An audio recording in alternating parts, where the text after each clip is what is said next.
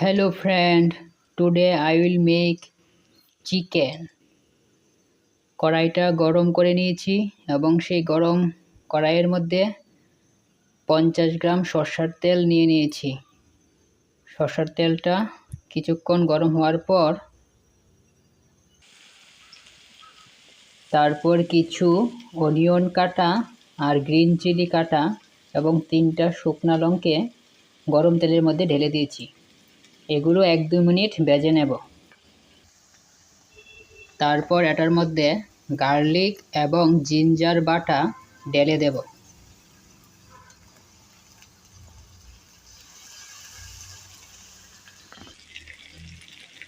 তারপর এটার মধ্যে কামিন্স, টারমেরিক অ্যান্ড কোরিয়ান্ডার একসাথে লিকুইড করে ঢেলে দেব।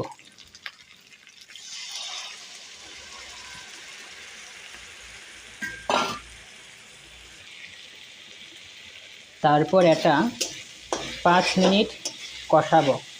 যখন কষিয়ে আসবে তখন এটার মধ্যে মাংস ঢেলে দেব। এই দেখো মাখানো মাংসটা।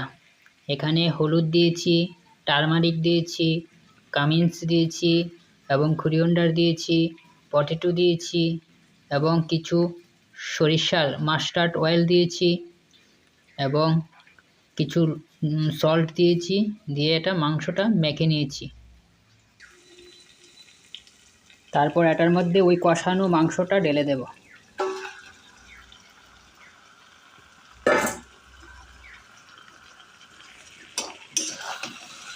প্রায় 15 মিনিট মাংসটা কষিয়ে নেব। হ্যাঁ বন্ধুরা, 15 মিনিট কষানোর পর এটার মধ্যে ওয়াটার ঢেলে দেব। পরিমাণ মতো ওয়াটার ঢেলে দিয়েছি এবং ঢাকনা দিয়ে রেখে দেব এবং 15 মিনিটস বয়েল করার পর বন্ধুরা 15 মিনিট বয়েল হয়ে গেছে। এখন গরম মশলা দিয়ে নামিয়ে নেব। আমার মাংস রান্না কমপ্লিট।